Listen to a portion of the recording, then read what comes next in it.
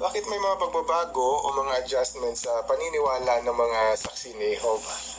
Basahin po natin ang unang bahagi ng Isaias 1:18. Ang sabi po, "Halika kayo ngayon at ituwid natin ang mga bagay-bagay sa pagitan natin," ang sabi ni Jehovah. Ano po ang punto? Alam na alam ni Jehovah na ang lahat sa sangkatauhan ay hindi sakdal at kahit ang kanyang mga lingkod man. Darating at darating ang pagkakataon na mangangailangan talaga ng pagtutuwid o pagtatama, adjustment o pagbabago. Si Jesus lang po ang sakdal sa mga lingkod ni Jehovah sa lupa at hindi po siya kailangang ituwid o itama.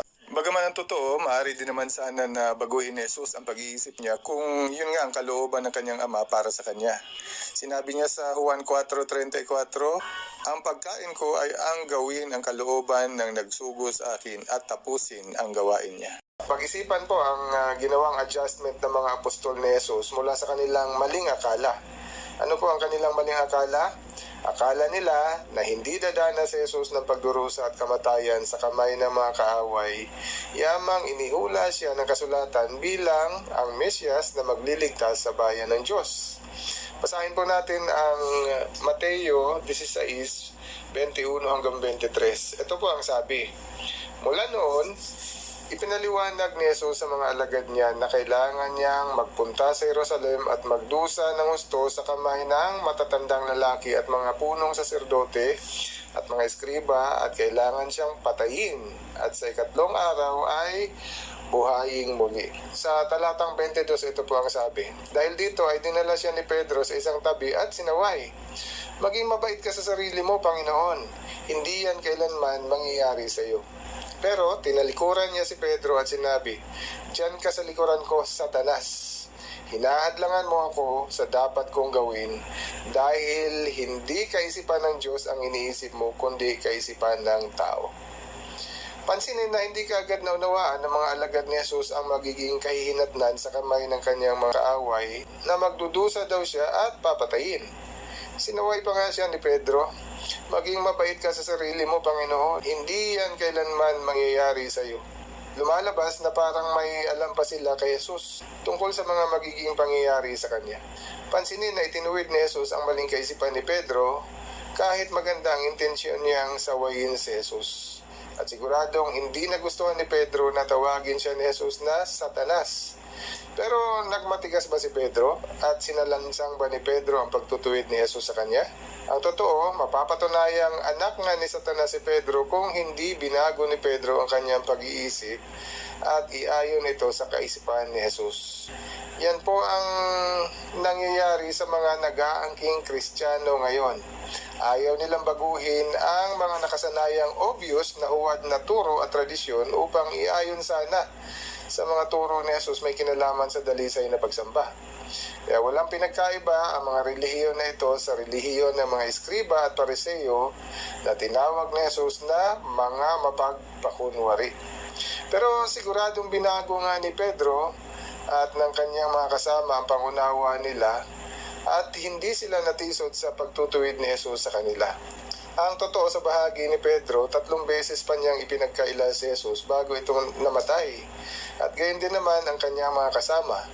Pero pansinin ang tagpo na mababasa sa Juan 21:17. Matapos buhayin muli ng Diyos si Jesus. Ito po ang sabi.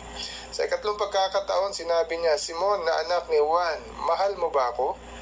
Lungkot na lungkot si Pedro dahil ikatlong beses nang itinanong ni Jesus sa kanya, "Mahal mo ba ako?" Kaya sumagot siya, "Panginoon, alam mo ang lahat ng bagay. Alam mong mahal kita." Sinabi ni Jesus, "Pakainin mo ang aking maliliit na tupa." Maunawaan natin na mahal ni Pedro si Jesus at ang katotohanan na nagmumula kay Jehovah kung kaya gumawa siya ng mga adjustments sa sarili niya at gayon din naman ang iba pang mga apostol. Pero ang tanong, dahil ba kailangang ituwid ni Jesus si Pedro? Masasabi bang huwad na apostol si Pedro at ang iba pa niyang mga kasama? Ibig bang sabihin hindi sila tunay na mga alagad ni Jesus? Kung hindi nila binago ang kanilang pag-iisip at nanatili sa kanilang nakasanayang pangunawa, mas masasabi pa nating mga huwad nga sila na mga alagad ni Jesus. Pero gumawa po sila ng mga adjustment sa kanilang pangunawa sa salita ng Diyos upang iayon kung ano ang mas tama sa paningin ni Jehovah. Kaya hindi po tanda ng pagiging huwad ang gumawa ng mga pagbabago sa mga bagay na inaasahan sa salita ng Diyos. Tanda po ito ng kapakumbabaan at matinding paggalang sa kung ano ang kalooban ng Diyos. Ang ayaw gumawa ng mga adjustment ay ang mga taong sakdal. Hindi kailanman nangangailangan ng pagbabago at pagtutuwid. Hindi makasalanan.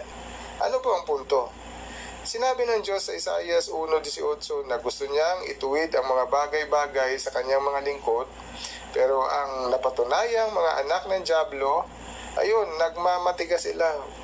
Sinasabi nila walang dapat ituwid sa mga pananampalataya at turo namin. Tama ang lahat ng ito. Ang mga doktrina namin na impyerno, purgatorio, pagsamba sa mga rebulto at mga santo, at maging ang pakikialam namin sa politika, tama ang lahat ng ito.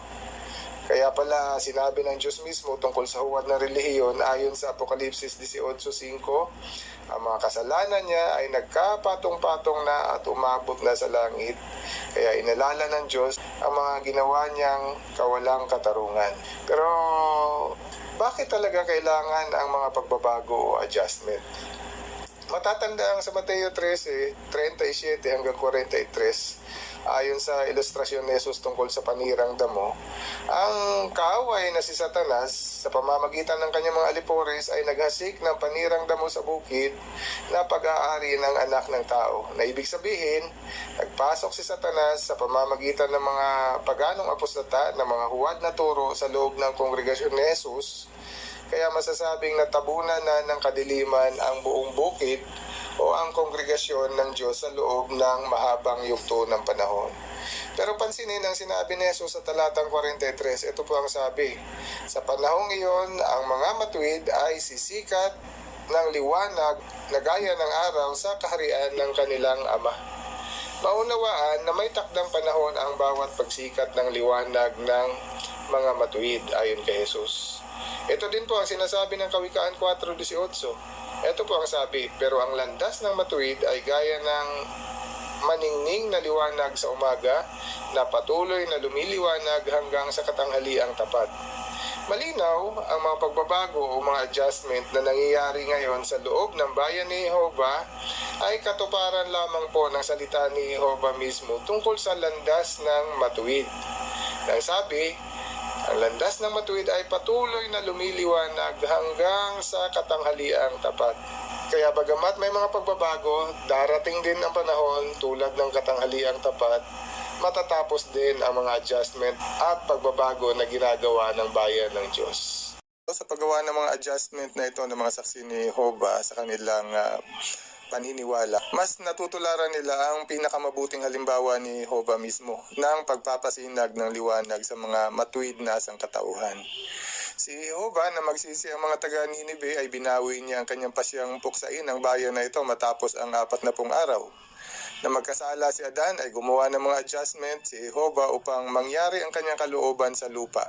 Wala sa plano niya na ipagkaloob si Jesus sa sangkatauhan, pero dahil kalooban niya na punuin ng sakdal at matuwid na sangkatauhan ang lupa, ginawa po niya ang bagay na yon kahit masakit sa kalooban niya na makitang mamatay sa kamay ng mga makasalanang tao ang kanyang pinakamamahal na anak na si Jesus. Ang batas ng kautusan o batas ng mosaiko na ibinigay niya sa bansang Israel ay kinakailangan niya ding palitan ng batas na mas epektibo at mas mahusay, ang batas ng Kristo o ang batas ng Mesyas. Kaya maliwanag, kinakailangan talaga ang mga pagbabago o mga adjustment upang makamit ng matuwid na sangkatauhan ang lubos na liwanag ng katanghaliang tapat.